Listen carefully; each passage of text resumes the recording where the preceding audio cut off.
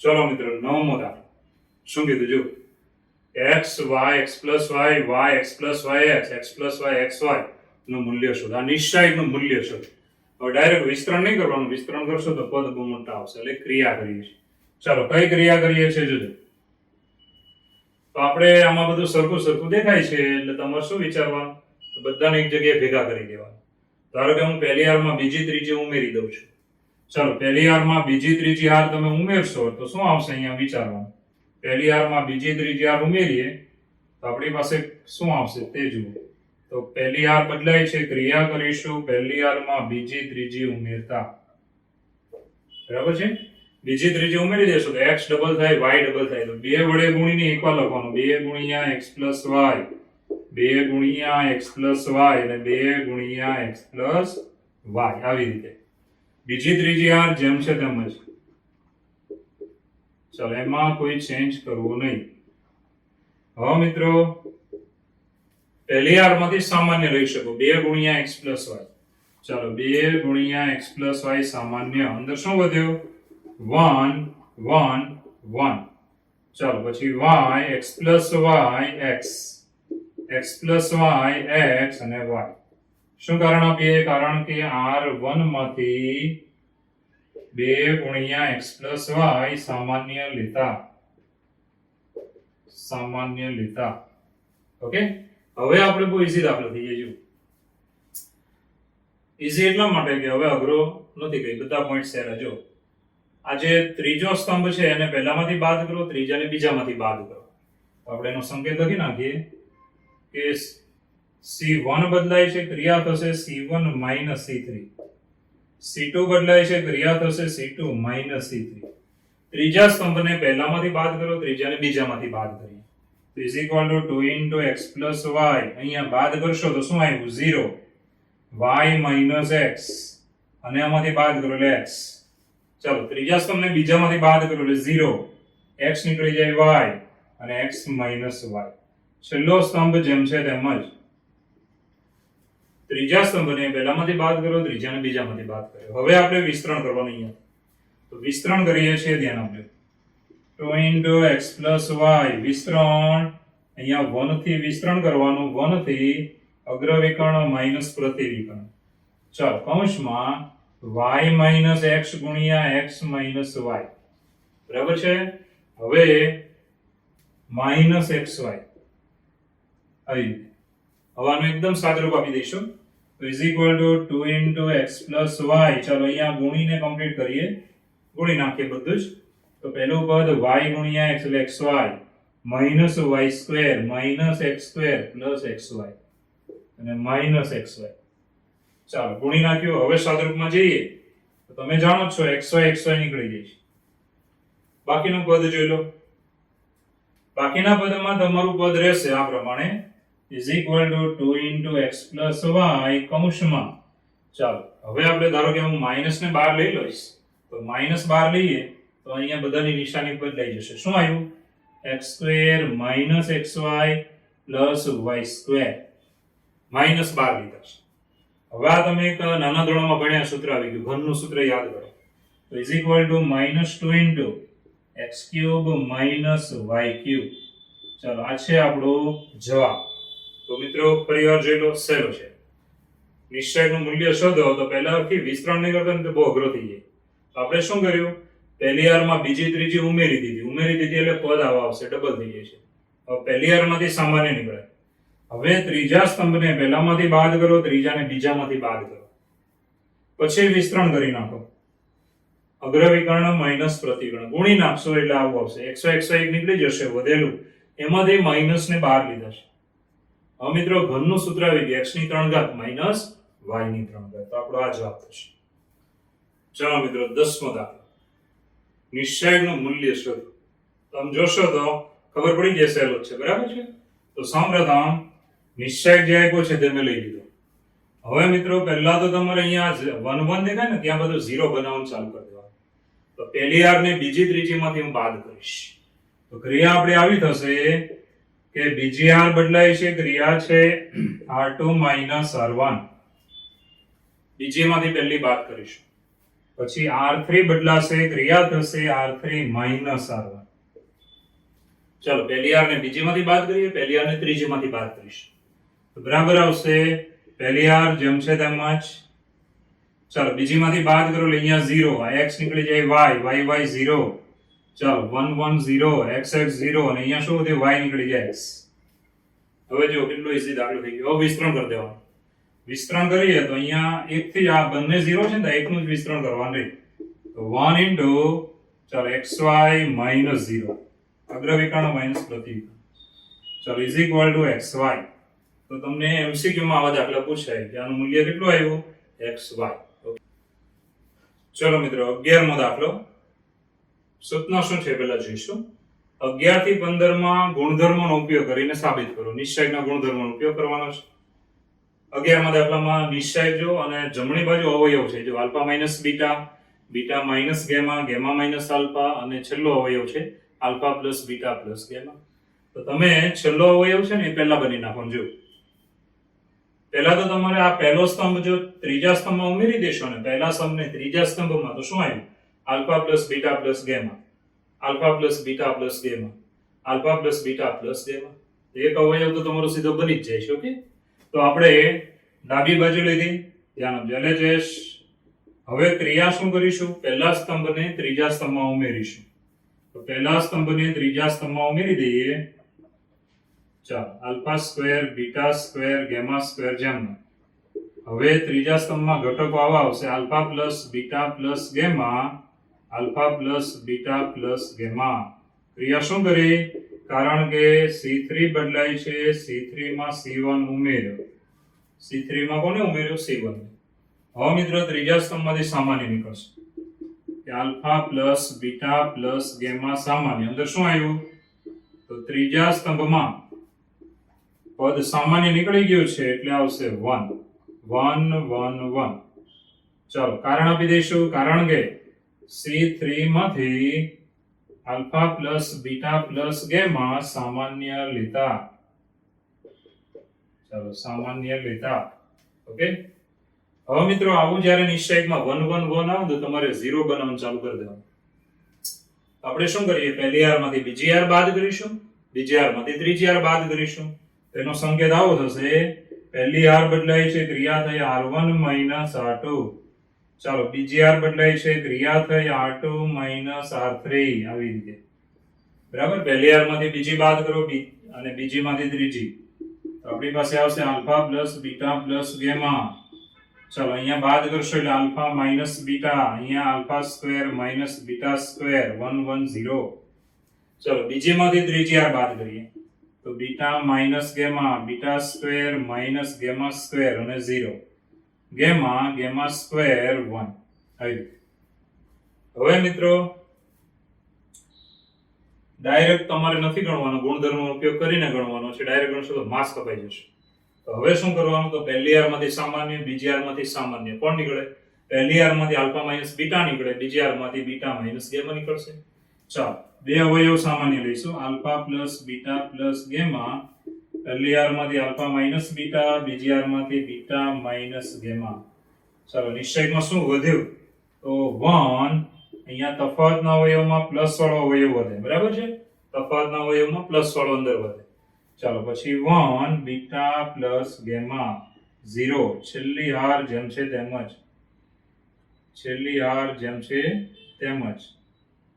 ચાલો 1. ક્રિયા શું કરી? તો કારણ કે R1 માંથી આલ્ફા માઇનસ બીટા અને R2 માંથી બીટા માઇનસ ગેમા સામાન્ય લેતા, સામાન્ય લેતા.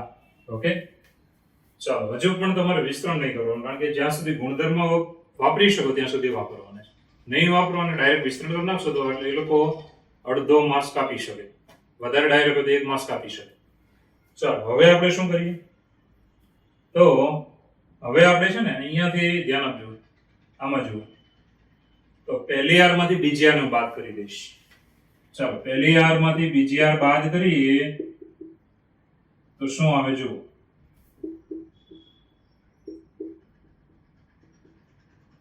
પહેલી R માંથી બીજી R બાદ કરીએ તો અહીંયા આવે 0 અહીંયા હવે કોણ નીકળી જાય બીટા એટલે આલ્ફા માઇનસ ગેમા અહીંયા તો 0 જ રહેવાનું 1 beta plus gamma 0 gamma gamma square 1 ક્રિયા શું કરી તો ભાઈ r1 બદલાય છે ક્રિયા થઈ r1 r2 r1 r2 હવે મિત્રો આનું વિસ્તરણ કરી નાખવાનું તમારે અહીંયાથી વિસ્તરણ કરવાનું બરાબર છે અગ્ર વિકર્ણ માઈનસ પ્રતિવિકર્ણ બસ આટલું જ કરીએ છીએ તો જો is equal to alpha plus beta plus gamma alpha minus beta ગુણ્યા beta minus gamma ચાલો આનું વિસ્તરણ કરી નાખીએ તો શું આવ્યું તો 1 into ચાલો પહેલું 0 ગુણ્યા ગમે તે 0 પછી માઈનસ અંશમાં આલ્ફા માઈનસ બીટા આ એનું વિસ્તરણ હવે તમે જાણો છો આલ્ફા માઈનસ ગેમા હવે તમે જાણો છો કે આ જો માઈનસ અંદર આપી દઈશ તો આલ્ફા માઈનસ ગેમા નું શું થઈ જાય ગેમા માઈનસ આલ્ફા હવે હું ગોઠવીને જ લખી દઉં છું તો આપણો ફાઇનલ જવાબ આવો થશે આલ્ફા માઈનસ બીટા ચલો beta minus gamma minus alpha અને છેલ્લો અવયવ હતો alpha plus beta plus gamma તો આપણે કઈ બાજુ મળી ગઈ જમણી બાજુ આરે છે તો દાખલો સહેલો છે એટલો બધો અઘરો નથી ફરીવાર એકવાર આપણે જોઈશું જો બરાબર છે જમણી બાજુ અવયવ છે તો આ પહેલું કામ શું કર્યું પહેલા સ્તંભને ત્રીજા સ્તંભમાં ઉમેરી દીધો એટલે આ ત્રણ પદ સરખા આવી જશે ચાલો એને સામાન્ય લઈ લઈશું આ એને સામાન્ય લીધા એટલે ત્રણેયની જગ્યાએ 1 1 1 આવી હવે શું કરવાનું પહેલી રો માંથી બીજી રો બાદ કરો બીજી રો માંથી ત્રીજી રો બાદ કરો એટલે અહીંયા 0 આવી જાય જો પહેલી માંથી બીજી બીજી માંથી ત્રીજી એટલે 0 આવી જાય અહીંયા અવયવ હશે પહેલી રો માંથી આલ્ફા માઈનસ બીટા સામાન્ય બીજી રો માંથી બીટા માઈનસ ગેમા સામાન્ય અહીંયા તફાવતના બે અવયવ હતા આપણી પાસે એમાંથી માઈનસ વાળો અવયવ સામાન્ય લઈ લીધો તો પ્લસ વાળો અવયવ અંદર વધશે હવે છેલ્લી એક ક્રિયા કરવાની વિસ્તરણ હજુ પણ નહીં કરવાનું કારણ કે સહેલું છે છતાં બે નહીં કરતા કારણ કે ગુણધર્મનો ઉપયોગ કરીને જ આગળ વધીએ છીએ તો પહેલી રો માંથી બીજી રો બાદ કરશો એટલે આ બીટા બીટા નીકળી જાય શું વધ્યું આલ્ફા માઈનસ ગેમા હવે અહીંયાથી વિસ્તરણ કરી શકો છો હવે કોઈ પ્રોબ્લેમ નથી અહીંયાથી વિસ્તરણ અગ્ર વિકર્ણ 0 માઈનસ પ્રતિવિકર્ણ માઈનસ આલ્ફા માઈનસ ગેમા એનો મતલબ ગેમા માઈનસ આલ્ફા થઈ જાય માઈનસ અંદર આપશો તો પછી ફાઇનલ જવાબ આપણે લખી દેવાનો આ છે જમણી બાજુ ઓકે ચાલો મિત્રો 12મો દાખલો જો પરીક્ષા માટે ડબલ આઈએમપી છે અને જેડબલઈ માટે પણ કામનો છે જરા ધ્યાન રાખજો જમણી બાજુમાં અવયવ છે પણ આમાંથી સીધા અવયવ બનશે નહીં તો આપણે ગુણધર્મનો ઉપયોગ કરીશું કે તમે ભણી ગયા છો કે નિશ્ચયકમાં કોઈ પણ એક હાર કે સ્તંભમાં બે ઘટક સરવાળામાં હોય તો ત્યાંથી બે નિશ્ચયક અલગ કરી શકો છો સરવાળા તો અહીંયા તમે જુઓ ત્રીજા સ્તંભમાં સરવાળો છે બધા ત્રણ ઘટકમાં તો ત્યાંથી બે નિશ્ચયકમાં અલગ કરું છું પહેલો નિશ્ચયક કે જેમાં ત્રીજા સ્તંભમાં પહેલો ઘટક 1 1 1 લઈને બનાવવાનો અને બીજો નિશ્ચયક કે જેમાં બીજો ઘટક લઈને સ્તંભ બનાવવાનો ત્રીજો તો પહેલો બીજો સ્તંભ બંનેમાં સેમ રાખવાના x y z x2 y2 z2 x2 y2 z2 પછી 1 1 1 અને આમાં કોણ લીધું px3 પછી આવશે py3 અને pz3 ઓકે હવે આપણે આમાંથી સામાન્ય નીકળે જો બીજા નિશ્ચયકમાં પહેલા તો જોવાનું કે પહેલી r માંથી x કોમન નીકળે બીજી r માંથી y ત્રીજી માંથી z અને ત્રીજા સ્તંભમાંથી p કોમન એને હું સામાન્ય લઉં છું જો ચાલો પહેલો નિશ્ચયક જેમ છે તેમ જ 1 1 1 ચાલો અહીંયા કોમન નીકળે છે કોણ તો ભાઈ પહેલા p ત્રીજા સ્તંભમાંથી p પછી પહેલી r માંથી x બીજી r માંથી y અને ત્રીજી r માંથી z શું વધ્યું તો અહીંયા હવે 1x x2 ચાલો 1y y2 1z z2 ચાલો અહીંયા આપણે કારણ શું આપીશું તો કારણ આવી રીતે આપી દેવાનું કારણ કે બીજા નિશ્ચયકમાં બરાબર છે ચાલો પહેલા તો c3 માંથી p ત્રીજા સ્તંભમાંથી p પહેલી r માંથી x ચાલો પછી બીજી હાર માંથી y અને ત્રીજી હાર માંથી z સામાન્ય લેતા ચાલો z સામાન્ય લેતા ઓકે ચાલો હવે આગળ વધીએ તો હવે તમે જાણો છો કે આ પહેલો નિશ્ચય ને બીજો નિશ્ચય એ સરખા દેખાય છે ખાલી સ્તંભ આપણે બદલવાના છે. તો આમાં જુઓ, એવો આપણે અહીંયા બનાવીએ. તો પહેલા શું કરવાનું? પહેલા ત્રીજા સ્તંભની અદલ બદલ, એટલે XYZ વાળું પદ અહીંયા આવી જશે, 1 1 વાળું અહીંયા આવી જશે. પછી શું કરવાનું? બીજા ત્રીજાની અદલ બદલ, XYZ વચ્ચે આવી જાય, x2 y2 z2 છેલ્લે આવશે. હું બે ક્રિયા કરીશ.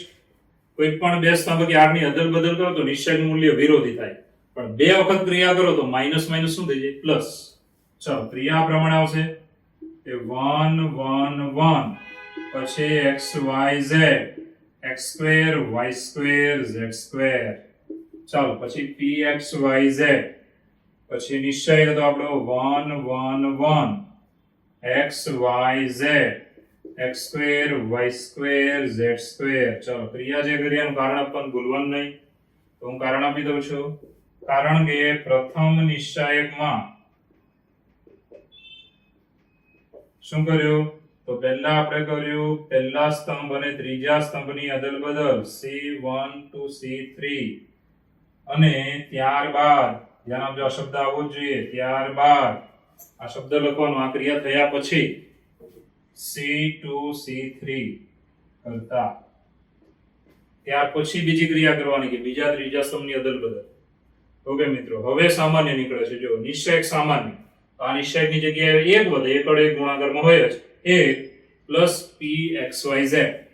ચાલો, નિશ્ચયકને સામાન્ય લઈશું, 1 plus pxyz.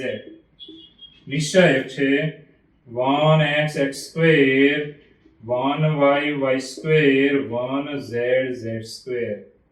તો મિત્રો નિશ્ચયક સામાન્ય લીધો, બરાબર છે. એટલે આની જગ્યાએ 1 વધ્યો અને અહીંયા pxyz છે. હવે આવા નિશ્ચયક વાળા દાખલા તમે ઘણા ભણ્યા છો. કઈ નથી કરવાનું, પહેલી r માંથી બીજી બાદ કરો, બીજી માંથી ત્રીજી બાદ કરો. ચાલો, 1 plus pxyz, પહેલી રો માંથી બીજી રો બાદ કરશો તો 0 x minus y x2 minus y2. ચાલો, બીજી રો માંથી ત્રીજી રો બાદ કરીશું, 0 y minus z y2 minus z2. હવે મિત્રો ત્રીજી રો છે જેમ છે તેમ જ ક્રિયા જે કરી એનું કારણ આપી દેવાનું. કારણ કે r1 બદલાય છે, r1 minus r2. ચાલો, r2 બદલાય છે, r2 minus r3. પહેલીમાંથી બીજી બાદ કરી અને બીજીમાંથી ત્રીજી. ચાલો, હવે આપણે અહીંયાથી જોઈ શકો છો ગુણધર્મનો ઉપયોગ 15 દાખલા સુધી કરવાનો છે, એટલે ડાયરેક્ટ વિસ્તરણ એવું કરવું નહીં. ચાલો, પહેલી રો માંથી એક અવયવ સામાન્ય નીકળે, બીજી રો માંથી એક અવયવ સામાન્ય નીકળશે, તો બંનેમાંથી એક એક અવયવ આપણે સામાન્ય લઈશું. તો પહેલા આટલો દાખલો ફરીવાર જોઈ લો, બરાબર છે? ઓકે, અહીંયાથી તમે બે ભાગ કરી શકો છો. ચાલો, આ પહેલા એક એક એક લઈને ત્રીજો સ્તંભ બનાવો, પછી આ જે ઘટક છે એને લઈને પાછો ત્રીજો સ્તંભ બનાવો, બરાબર છે? પહેલો અને બીજો સ્તંભ બંનેમાં સેમ રાખો, એટલે એક નિશ્ચયકમાંથી બે નિશ્ચયક સરવાળા સ્વરૂપે અલગ કરી શકો છો. હવે મિત્રો ત્રીજા સ્તંભમાંથી p સામાન્ય, પહેલી r માંથી x, બીજીમાંથી y, ત્રીજી r માંથી z. હવે આમાં શું કરીએ છીએ કે પહેલા ત્રીજા સ્તંભની અદલ બદલ કરવાની, આટલી થઈ ગયા પછી બીજા ત્રીજાની અદલ બદલ કરો એટલે આવી જશે. અને બે વખત ક્રિયા કરી એટલે નેગેટિવ નેગેટિવ પોઝિટિવ. હવે નિશ્ચયક સામાન્ય નીકળી જાય, બરાબર? આગળ મૂકે એવું નહીં, પાછળ મૂકી શકાય. હવે ક્રિયા કરી, પહેલી રો માંથી બીજી બાદ કરો, બીજી રો માંથી ત્રીજી બાદ કરો, બરાબર છે? હવે અહીંયાથી આગળ વધીશું. ચાલો મિત્રો, પહેલી રો માંથી એક અવયવ બહાર લઈશું, 1 plus p xyz. ચાલો, પહેલી રો માંથી કયો અવયવ બહાર આવે? x minus y. બીજી રો માંથી કયો અવયવ બહાર આવશે? બીજી r માંથી y minus z. ચાલો, અંદર નિશ્ચયકમાં શું વધ્યું? તો પહેલા તો 0, x minus y સામાન્ય એટલે 1. અહીંયા શું વધે? તફાવતના બે અવયવ, એમાંથી માઇનસ વાળો બહાર તો પ્લસ વાળો અંદર, x plus y. ચાલો, હવે બીજી રો માં જુઓ, y minus z કોમન, 0 1. અહીંયા તફાવતના બે અવયવમાંથી એક વધે છે પ્લસ y plus z. ચલો, ત્રીજી રો જેમ છે તેમ જ 1z z2. ક્રિયા શું કરી? તો ક્રિયા ખાસ લખવાની, કારણ કે r1 માંથી x minus y અને r2 માંથી y minus z સામાન્ય લેતા, ચાલો સામાન્ય લેતા હવે મિત્રો આગળ વધીએ તો હજુ પણ તમારે ક્રિયા કરવાની છે ડાયરેક્ટ વિસ્તરણની. ચાલો પહેલી રો માંથી બીજી રો બાદ કરીશું. ચાલો પહેલી આર માંથી બીજી આર ને આપણે બાદ કરીએ તો નિશ્ચયકમાં શું આવે જુઓ.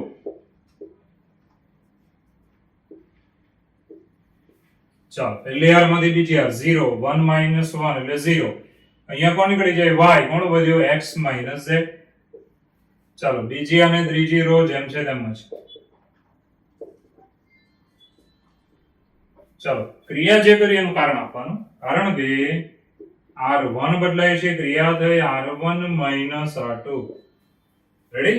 હવે અહીંયાથી આપણે સાદરૂપમાં આગળ વધીએ તો હવે આપણે વિસ્તરણ કરી શકાય. ધ્યાન આપો, હવે કોઈ ક્રિયા નથી થવાની, હવે વિસ્તરણ થવાનું. અહીંયાથી વિસ્તરણ કરવાનું, અગ્રવિકર્ણ માઇનસ પ્રતિવિકર્ણ. ચાલો is equal to 1 plus pxyz. ચાલો x minus y, y minus z, અને અહીંયાથી વિસ્તરણ કરીએ તો 1 into અગ્રવિકર્ણ 0 માઇનસ પ્રતિવિકર્ણ છે x minus z. ચાલો હવે સાદરૂપ આપી દઈશું ને ગોઠવી દઈશું. માઇનસ અંદર આપી દો એટલે x minus z નું શું થઈ જાય? z minus x. ચાલો ગોઠવીને જવાબ લખીએ તો x minus y, y minus z, z minus x into 1 plus pxyz. આ છે આપણી જમણી બાજુ. તો દાખલો સહેલો છે, અઘરો નથી, બરાબર છે? જે ભણ્યા હતા તેવો દાખલો રિપીટ છે, ખાલી શરૂઆત નવી હતી. ઓકે, ચાલો મિત્રો હવે આવે છે 13મો દાખલો. બરાબર, સ્વાધ્યાય 4 નો 13મો. એક્ઝામ માટે ડબલ આઈએમપી છે. બરાબર, નિશ્ચય એક આપ્યો છે, બરાબર છે? એની બરાબર તમને બે અવયવ ગુણાકારમાં આપેલા છે. તો તમારે શું કરવાનું? પહેલા તો એક અવયવ અંદર બને તો ટ્રાય કરવાની, બરાબર છે? તો ઈઝી અવયવ કયો છે? તો a plus b plus c. એવું આમાં બને છે, આમ જોવાનું. તો તમે ધારો કે આ બીજા અને ત્રીજા સ્તંભને પહેલા સ્તંભમાં ઉમેરી દેશો તો શું થાય? જુઓ, માઇનસ એ આમાં ઉમેરો એટલે શું?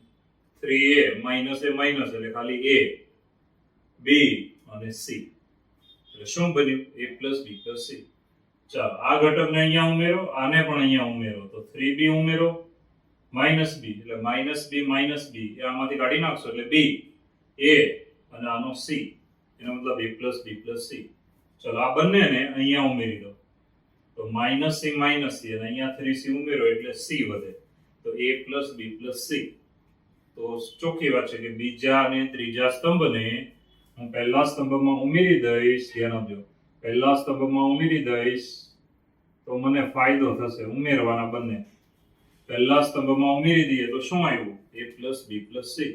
તો આપણે ડાબી બાજુનું પદ છે, ધ્યાન આપજો, LHS, એમાં ક્રિયા આપણે શું કરીશું? તો ચોખ્ખી ક્રિયા છે, ધ્યાન આપજો. ક્રિયા આપણે આવી થાય છે કે બીજા અને ત્રીજા સ્તંભને પહેલા સ્તંભમાં ઉમેરીએ છીએ. તો અહીંયા શું આવી ગયું? a plus b plus c. ચાલો a plus b plus c, a plus b plus c. Ready?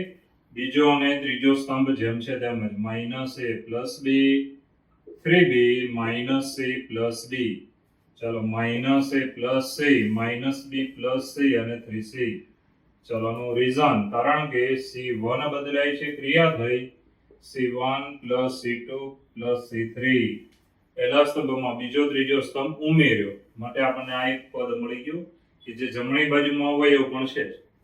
હવે મિત્રો ચોખ્ખી વાત છે કે પહેલા સ્તંભમાંથી સામાન્ય a plus b plus c.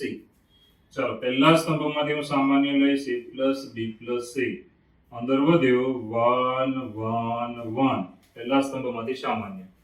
ચાલો બીજો ત્રીજો સ્તંભ જેમ છે તેમ જ, બીજો અને ત્રીજો સ્તંભ જેમ છે તેમ જ.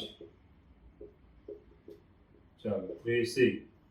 કારણ આપી દેવાનું, કારણ કે c1 માંથી a plus b plus c સામાન્ય લેતા. ચલો સામાન્ય લેતા. ઓકે, હવે મિત્રો જૂની રીત આપણી કે 1 1 1 દેખાય એટલે તમારે 2 0 બનાવી નાખવાનું, બરાબર છે ને? પછી વિસ્તરણ કરી શકશો. ચાલો 2 0 કઈ રીતે બનાવીએ તો જુઓ. તો આપણે શું કરીએ? ચોખ્ખું છે કે પહેલી આર ને પહેલી રો ને બીજીમાંથી બાદ કરીશું અને પહેલી ને ત્રીજીમાંથી બાદ કરીશું, બરાબર છે? એટલે અહીંયા 2 0 આવી જાય પછી વિસ્તરણ કરી શકાય. તો પહેલી રો ને બીજીમાંથી બાદ કરીએ, પહેલી રો ને ત્રીજીમાંથી બાદ કરીએ. એનો સંકેત આવો થશે કે R2 બદલાય છે, ક્રિયા થશે R2 R1.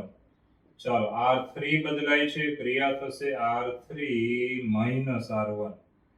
ચાલો પહેલી R ને બીજીમાંથી બાદ કરવાની, પહેલી R ને ત્રીજીમાંથી બાદ કરવાની.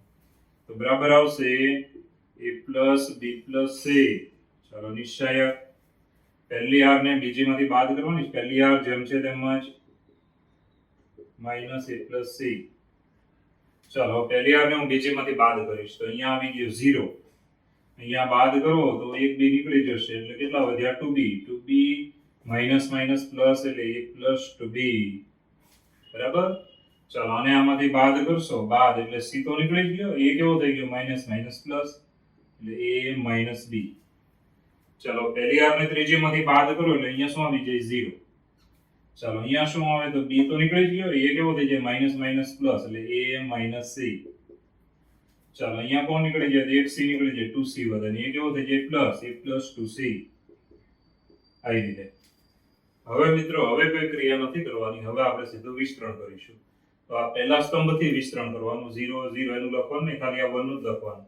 1 માટે અગ્ર વિકર્ણ માઈનસ પ્રતિવિકર્ણ આવી રીતે. એક્ઝામમાં આવી ચોકડી નહીં પાડતા, ધ્યાન રાખજો. ચાલો વિસ્તરણ કરીએ તો is equal two a plus b plus c. અહીંયા વિસ્તરણમાં 1 ગુણ્યા કૌંસમાં ચાલો અગ્ર વિકર્ણ એટલે કોણ તો a plus 2b ગુણ્યા a plus 2c માઈનસ ચાલો માઈનસ પ્રતિવિકર્ણ a minus c ગુણ્યા a minus b. ચાલો અહીંયા આપણે આ વિસ્તરણ કમ્પ્લીટ છે. હવે મિત્રો બહુ ચોખ્ખી વાત છે કે આમાં ગુણાકાર કરીને સાદરૂપ કમ્પ્લીટ આપી દેવાનું. તો હું ગુણાકાર કરી નાખું છું, કમ્પ્લીટ ધ્યાન રાખજો. a plus b plus c. ચાલો આનો ગુણાકાર કમ્પ્લીટ કરી નાખીએ તો પહેલું એટલે a સ્ક્વેર, પહેલું બીજું એટલે 2ac, બીજું પહેલું એટલે 2ab, બીજું એટલે 4bc. ચાલો હવે અહીંયાથી પાછો ગુણાકાર કરીએ. પહેલું એટલે a સ્ક્વેર ને આગળ માઈનસ છે એટલે માઈનસ a સ્ક્વેર. ચાલો ab માઈનસ માઈનસ શું થઈ જાય પ્લસ પ્લસ ab. ચાલો માઈનસ ca માઈનસ માઈનસ શું થઈ જાય plus. And last one is plus bc ને પાછા આગળના માઈનસ એટલે માઈનસ bc. ચલો મિત્રો અહીંયા હવે આપણે સાદરૂપમાં આગળ વધીએ તો કોણ નીકળી જાય a સ્ક્વેર નીકળી જાય. પછી બીજું કોણ નીકળે આમ જોવાનું. તો ચોખ્ખી વાત છે કે ab અહીંયા હતા આપણી પાસે 2 અને અહીંયા ab જુઓ 2 ને કેટલા થઈ જવાના 3. પછી ca જુઓ એ પણ કેટલા થવાના 3. c અથવા ac બંને ગમે તે બોલી શકો છો. તો ab અહીંયા 3 થયા, એ રીતે ca અહીંયા 3 થયા. બરાબર. અને bc ની વાત કરીએ તો bc તમે જોઈ શકશો, bc બરાબર દેખાય ને જુઓ 2ac એમાં rc એટલે કે ac ઉમેરી દો એટલે 3. 2ab એમાં એક ab ઉમેરો એટલે 3. 4bc એમાંથી આ bc કાઢી નાખો એટલે 3bc. બાકી કંઈ વધ્યું નથી. તો આપણે આવી રીતે લખીશું is equal two a plus b plus c કૌંસમાં 3ab plus 3bc plus 3ca. હવે મિત્રો આમાંથી હું 3 સામાન્ય લઈશ. 3 તો ઇઝ ઇક્વલ ટુ 3 કોમન અંદર આવશે. ધ્યાન આપજો 3 સામાન્ય લીધા પછી અંદર આવશે ab plus bc plus ca is equal two RHS જમણી બાજુ. તો મિત્રો આ છે દાખલો સહેલો છે. એકવાર ફરીવાર જોઈ લો. નિશ્ચયક આપ્યો તો અને 2 અવયવ આપેલા. હવે તમારે શું વિચારવાનું કે એકાદો અવયવ પહેલા અંદર બનવું જોઈએ તો જ દાખલો સહેલો થાય. તો આપણો સહેલો અવયવ આ છે, આ સહેલો અવયવ છે, એને હું બનાવું છું. કઈ રીતે બને? બીજા ત્રીજા સ્તંભને પહેલા સ્તંભમાં ઉમેરી દઈશું તો જો માઈનસ એ ઉમેરીએ છીએ આમાંથી તો 3a માંથી એ નીકળી જાય તો a વધ્યો, પછી b અને c એટલે a plus b plus c. આવી રીતે આ બંનેને અહીંયા ઉમેરશો ને, આ બંને પદને જો તમે અહીંયા ઉમેરશો તો ત્યાં પણ આવી જાય a plus b plus c. ચાલો આ બંનેને અહીંયા ઉમેરી દો એટલે ત્યાં શું આવી જાય a plus b plus c. હવે a plus b plus c જે આવી ગયું છે એને આપણે લેવાનું સામાન્ય. આટલું થઈ જાય એટલે તમારે જે અહીંયા 1 1 1 વાળો સ્તંભ દેખાય ત્યાં અહીંયા 0 બનાવો ને અહીંયા 0 બનાવો. એનો મતલબ પહેલી r ને બીજીમાંથી બાદ કરો, પહેલી ને ત્રીજીમાંથી બાદ કરો. બે 0 આવી જાય એટલે અહીંયાથી વિસ્તરણ કરી નાખો. અગ્ર વિકર્ણ માઈનસ પ્રતિવિકર્ણ. બીજું વિસ્તરણ લખવાનું નહીં, પહેલા સ્તંભથી કરવાનું. બરાબર છે? અગ્ર વિકર્ણ માઈનસ પ્રતિવિકર્ણ. હવે આનો ગુણાકાર કરીને સાદરૂપ આપી દેવાનું. 3 સામાન્ય નીકળી જાય છે એટલે આપણને કઈ બાજુ મળી જશે? જમણી બાજુ. તો સારો દાખલો છે, ખાલી શરૂઆત જે છે ને એ મહત્વની હોય છે. ઓકે, ચાલો મિત્રો, હવે આવે છે ઉદાહરણ 29. પરીક્ષા માટે ડબલ આઈપી. હવે દાખલા પૂછે તો આવડવા જોઈશે, કઈ નથી. પહેલા તમારે સમીકરણ બનાવતા શીખી લેવાનું. રકમ વાંચતા જવાની, સમીકરણ બનાવવાનું. તો શું કહે છે? જો 3 સંખ્યાઓ આપણે ધારી લેવાની. ધારો કે પ્રથમ, બીજી અને ત્રીજી સંખ્યા ક્રમે x, y અને z છે. 3 સંખ્યા ધારી લીધી. હવે શું કહે છે? 3 સંખ્યાનો સરવાળો 6 છે. જો સરવાળો 6 ગયો, ત્રણેયનો સરવાળો 6. આગળ વધીએ. જો આપણે ત્રીજી સંખ્યાને 3 વડે ગુણીએ, ત્રીજી સંખ્યા કઈ છે? z, અને 3 વડે ગુણીએ, બરાબર છે? અને તેમાં બીજી સંખ્યા ઉમેરો, બીજી એટલે y, આમાં ઉમેરી. ત્રીજીને 3 વડે ગુણવાની, એમાં બીજી ઉમેરી. તો શું થયું? તો 3 વડે ગુણીને તેમાં બીજી ઉમેરતા આપણને 11 મળે છે. તો જો ઉમેર લેખા 11. રેડી? હવે આગળ વધીએ છીએ. પ્રથમ અને ત્રીજી સંખ્યાનો સરવાળો. પહેલી અને ત્રીજી સંખ્યાનો સરવાળો એટલે કોણ? x અને z. એ સરવાળો છે, પ્રથમ અને ત્રીજી સંખ્યાનો સરવાળો. તો આપણને શું મળ્યું? તો બીજી સંખ્યાના બમણા મળે છે. હવે બીજી સંખ્યાના બમણા મળે છે, આ સરવાળો બમણો મળે છે. તો બીજી સંખ્યાને 2 વડે ગુણી નાખો તો બંને હરખા થઈ જાય. જો પહેલી અને ત્રીજીનો સરવાળો બીજી કરતા બમણો, એટલે અમે y ને 2 વડે ગુણ્યા ને તો બંને કેવા થઈ ગયા? સરખા. કારણ કે આ બમણો તો પેલા 2 વડે ગુણવા પડે, તો બંને ઇક્વલ થઈ ગયા. તો આને છે ને, આ ત્રીજા સમીકરણને આપણે ફેરવીને આવી રીતે લખવાનું. આ સમીકરણને આવી રીતે લખી દેવાનું. y વાળો પદ ડાબામાં લઈ લેવાનું. બરાબર છે? એટલે 2y આ બાજુ આવશે, કેવા થઈ જાય? માઇનસ. તો આ 3 પદ મળી ગયા, આપણે 3 સમીકરણ મળી ગયા છે. હવે શું કહ્યું છે? તો ધ્યાન આપજો, આ માહિતીને બેઝિક સ્વરૂપમાં દર્શાવો. આ બેઝિક સ્વરૂપ થયું. અને શ્રેણિક પદ્ધતિનો ઉપયોગ કરીને તે સંખ્યાઓ શોધીને x, y, z અમારે શ્રેણિકની મદદથી મેળવવાના છે. હવે આ 3 સમીકરણ છે. કયા કયા 3? પહેલું, બીજું અને રાઉન્ડ કરેલા અને નીચે મેં ફેરવ્યું તે. આ 3 સમીકરણને આપણે શ્રેણિક સ્વરૂપે લખીશું. ધ્યાન આપજો. આને કહેવાય સમીકરણ સંહતિ, કારણ કે 2 અથવા 2 થી વધારે હોય તો એને સંહતિ કહેવાય. તો ધ્યાન અહીંયા જ આપજો. આ સમીકરણ સંહતિને શ્રેણિક સમીકરણ સ્વરૂપે લખતા, શ્રેણિક સમીકરણ સ્વરૂપે લખતા. ચાલો આને શ્રેણિક બરાબર કાઢીએ છીએ. ધ્યાન આપજો. તો x, y, z ના સહગુણકોનો એક શ્રેણિક બનશે. પહેલામાં જુઓ 1 1 1 1 1 1. બીજામાં જો x વાળું પદ નથી એટલે એનું સહગુણક શું લેવાનું? 0. અહીંયા આવશે 0 1 3 0 1 3. ત્રીજામાં જુઓ, અહીંયા જુઓ 1 2 1 1 2 1. બરાબર છે? ગુણ્યા, ચાલો અહીંયા આપણે લખીએ છીએ xyz છે એટલે ગુણ્યા xyz. બરાબર. અચળ પદ જમણી બાજુના એનો એક શ્રેણિક બનશે. ધ્યાન આપજો 6 11 અને આમાં કેટલા છે? 0. એ રીતે તો આ શ્રેણિક સમીકરણ બની ગયો. હવે મિત્રો આને નામ આપીને આગળ વધીશું. ધ્યાન આપજો, નામ આપીએ છીએ. તો ax બરાબર b. ચાલો નામ આપી દઈશું. અને આપણે નામ આપ્યું ax બરાબર b લેતા. હવે કોણ છે તે લખવું પડે. ધ્યાન આપજો. a બરાબર કોણ, x બરાબર કોણ અને b બરાબર કોણ. તો જ્યાં a બરાબર છે શ્રેણિક, જે આપણે બનાવેલો તે જ હું લખું છું. ધ્યાન આપજો. 1 1 1 પછી 0 1 3 અને છેલ્લું 1 2 1 1 2 1. ચાલો x એટલે બધાને ખબર છે, 3 ચલ છે x y z. ચાલો x y z બરાબર છે. અને છેલ્લો b એટલે જમણી બાજુના પદનો શ્રેણિક હતો, જે આપણો હતો 6 11 0. આવી રીતે. હવે શું કરવાનું? તો હવે જેમ આપજો શ્રેણિકાનું શું લેવાનું? નિશ્ચયક. નિશ્ચયકનું મૂલ્ય 0 ન હોય તો ઇન્વર્સ મળે. ઇન્વર્સ મળે તો આપણે જવાબ પડશે આગળ. ચાલો હવે આપણે લઈશું ડિટર્મિનન્ટ ઓફ a. શ્રેણિકનો નિશ્ચયક 1 1 1 0 1 3 1 2 1. ચાલો આનું વિસ્તરણ કરી દઈશું. ધ્યાન આપજો, વિસ્તરણ કરી દઈશું. જો શું આવે છે? 1 into 1 minus minus plus 6 1 plus 6 3 2 6 minus 1 into चलो 0 minus 3 and last plus 1 into 0 minus 3 કર્યો ને, હવે આવશે 0 માઇનસ 1. ચાલો સાદું પકડી દઈશું. 6 ને 1 7, 7 એકા 7, 3 એકા 3 અને 1 એકા 1. તો અહીંયા આવ્યા 9, 0 નથી. બરાબર છે, 9 0 નથી.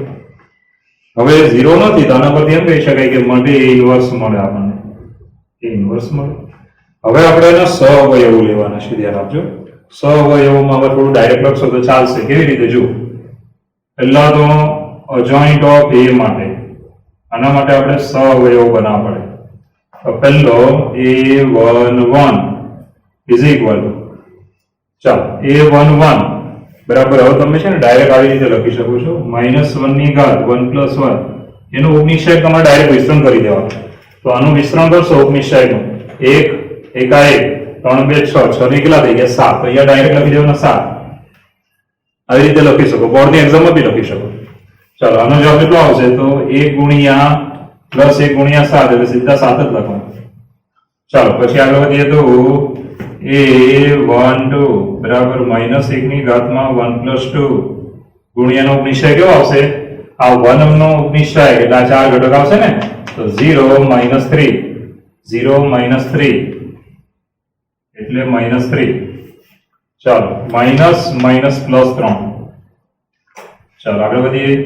a13 ઇઝ ઇક્વલ ટુ -1 ની ઘાતમાં 1 + 3 ગુણ્યા આનો 19 શું આવે? તો 0 - 1 એટલે -1. ચાલો મિત્રો હવે ગુણી નાખીએ તો 4 એટલે +1 ને -1 એટલે -1. જો આટલું તમે બોર્ડની એક્ઝામમાં બી લખી શકો છો, બરાબર, કે ગભરાવાની જરૂર નથી. ચાલો નેક્સ્ટ.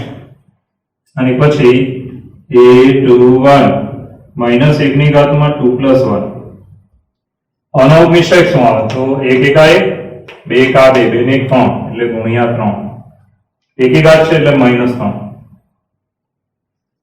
ચાલો એ રીતે આગળ વધીએ તો a22 બીજો સ્તંભ -1 ની ઘાતમાં 2 + 2 ગુણ્યા આનો 19 1 એકા 1, -1 એકા એટલે 0, 0 ગુણ્યા ગમે તે 0.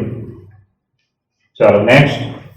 a23 ઇઝ ઇક્વલ ટુ -1 ની ઘાતમાં 2 + 3 ગુણ્યા આનો 19 કેવો હોય? તો -2. ધ્યાન આપજો, -2 અને આ માઇનસ એટલે -3, -3 અને આ માઇનસ એટલે પ્લસ. ચાલો હવે મિત્રો છેલ્લી આરના ઘટકોના સહઅવયવ આપણે લખીએ.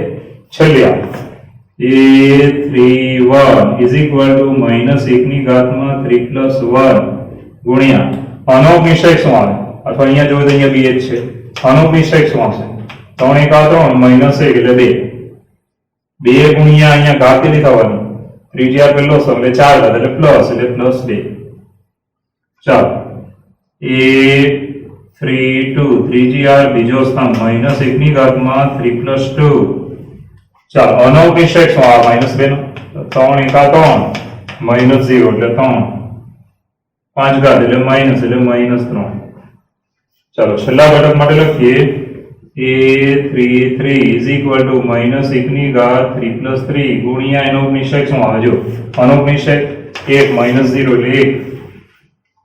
ચાલો અહીંયા +1.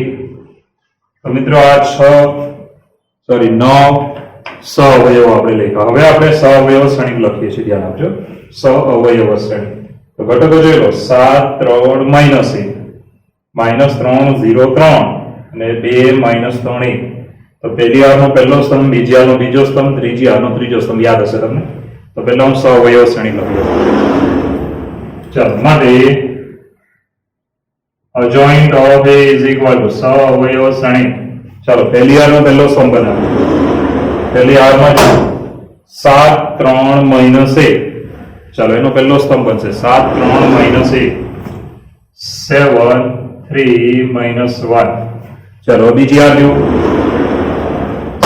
-3 0 3 બીજી આર, એનો બીજો સ્તંભ. -3 0 3. ચાલો હવે ત્રીજી આર લઈશું જે છે 2 -3 1.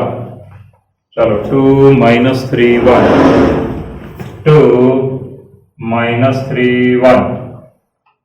ચાલો હવે આપણી પાસે જે અહીંયા શ્રેણી કયો છે? સહઅવયવ શ્રેણી. હવે તમારે ઇન્વર્સ નહીં બનાવવાનું, ડાયરેક્ટ આ સૂત્રમાં જવાનું. સૂત્ર કયું આપણું? ax બરાબર b. માટે a ઇન્વર્સ બંને બાજુએ લગાવી દઈશું તો a ઇન્વર્સ ઇન્ટુ ax બરાબર a ઇન્વર્સ ઇન્ટુ b. ચાલો શ્રેણિક અને વ્યસ્ત શ્રેણિક એટલે એકમ શ્રેણિક. પેલી બાજુએ ઇન્વર્સ નું સૂત્ર મૂકવાનું 1 upon determinant of a into adjoint of a. આ સૂત્ર મૂક્યું ગુણ્યા b અને અહીંયા શરત લખી દેવાની જ્યાં determinant of a is not equal to 0. આ સૂત્ર મૂક્યું, બરાબર છે. એકમ શ્રેણિક સાથે કોઈ બી શ્રેણિકનો ગુણાકાર એ શ્રેણિક પોતે જ આવશે. ચાલો હવે કિંમતમાં જઈએ. નિશ્ચયનું મૂલ્ય કેટલું આવ્યું યાદ કરજો. ચાલો નિશ્ચયનું મૂલ્ય તમને યાદ હશે. જો નિશ્ચયનું મૂલ્ય આપણું આવેલું 9, તે મેં મૂકીશ, ધ્યાન આપજો. ચાલો 1/9. હવે સહ અવયવ શ્રેણિક છે આપણી પાસે 7 - 3 2 3 0 - 3 -1 3 1.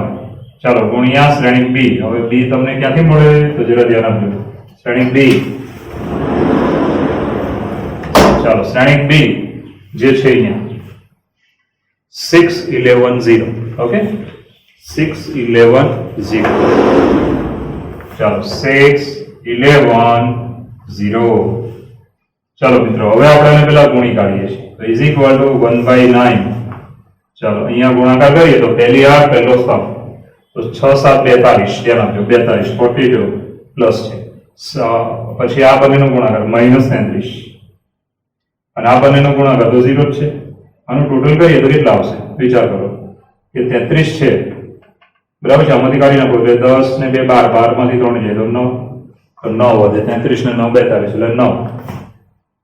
થોડું એવું વિચારવાનું, મેં ભાગ ચાલે ને એવું જ આવે, નહીં આવે તો તમારે ભૂલ હોય ચેક કરી લેવાની, બરાબર છે. ચાલો એ રીતે બીજી આર અને સ્તંભ લઈએ તો શું આવશે જુઓ. બીજી આર અને સ્તંભ 3 6 18 11 ગુણ્યા 0 0 ના બી 0 એટલે 18. ચાલો ત્રીજી આર -6 11 3 33 ને 0. 33 માંથી તમે 6 કાઢી નાખો, 33 માંથી 3 જાય 30, 30 માંથી 3 જાય 27. ચાલો મિત્રો હવે શ્રેણિક x બી આપણે મૂકી દેવાનું. શ્રેણિક x કેવો હતો? x y z. ચલો અહીંયા 9 વડે બધાને ભાગી નાખો. 9 વડે તો 9 1 9 9 2 18 9 3 27. બરાબર છે. હવે આપણે સરખાઈ દેવાનું, ધ્યાન આપજો સરખાઈ દેવાનું એટલે x y z તમને મળી જાય. માટે x બરાબર 1, y બરાબર 2 અને z બરાબર 3. માટે આમાં ઉકેલ એવું નહીં લખવાનું, સંખ્યા માંગી લીધી. માટે માંગેલી સંખ્યાઓ અનુક્રમે ચાલો 1 2 3 છે. અનુક્રમે આ પહેલી સંખ્યા, બીજી ના કહી લેવાની, ત્રીજી. અહીંયા આપણો આ દાખલો કમ્પ્લીટ થાય છે. તો એકવાર હવે પાછા રિપીટ કરીએ, જરા જોઈ લો.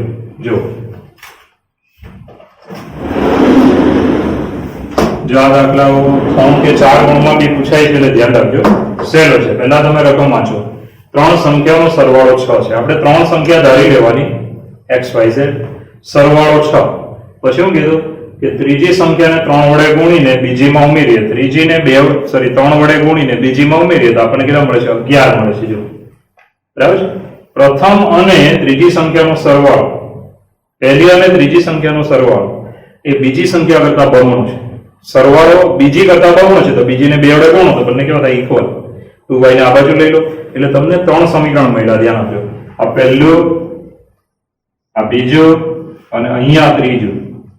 બરાબર. એને આપણે 2y ને આ બાજુ લઈએ. ચલો હવે આ જે સમીકરણ સમથી મળી તેને શ્રેણિક સ્વરૂપે લખવાનું. x y z ના સહગુણકો આમાં લખવાના. આમાં જુઓ આમાં x નથી એટલે એનો સહગુણક શું લેવાનો? 0. ચલો x y z જમણી બાજુ 6 11 અને કેટલું? 0. હવે મિત્રો પહેલા તો આને નામ આપી દેવાનું ax બરાબર b. ચાલો જ્યાં a બરાબર x બરાબર અને b બરાબર. હવે ડિટર્મિનન્ટ લેવાનું. નિશ્ચયનું મૂલ્ય 0 નથી માટે ઇન્વર્સ મળે તો અજાણ બનાવવાનું. હવે તમે આવી રીતે લખી શકો છો, લંબુ લખવાની જરૂર નથી. બોર્ડની એક્ઝામ હતી સહવયવ શ્રેણી, આના ઘટકો આવ્યા. ઓકે હવે ઘટકો છે કઈ રીતે છે? હાર છે એનું શું બનાવવું પડે? સ્તંભ, સ્તંભ અને સ્તંભ. ચાલો 3 હારને 3 સ્તંભમાં ફેરીને આવી રીતે સહવયવ બની કાઢો. પછી આપણે ઇન્વર્સ લગાવો. છેદનું પદ 0 નથી, સૂત્ર ઇન્વર્સનું મૂકો ત્યારે ધ્યાન રાખજો. ચાલો હવે આપણે આ કિંમતો મૂકવાની અજોઈન્ટ ઓફ એ બનાવ્યું છે ને બી 6 11 0 ગુણવાનું ચાલુ કરો. હવે x બરાબર xyz લઈ લો એટલે સરખાવશો એટલે xyz મળી જશે અને પછી આમાં ઉકેલ નહીં લખવાનો, આ તો સંખ્યાઓ માંગેલી એટલે આ શબ્દ લખવો પડે કે માંગેલી સંખ્યાઓ અનુક્રમે પહેલી બીજી ને ત્રીજી એટલે 1 2 3 છે. ઓકે.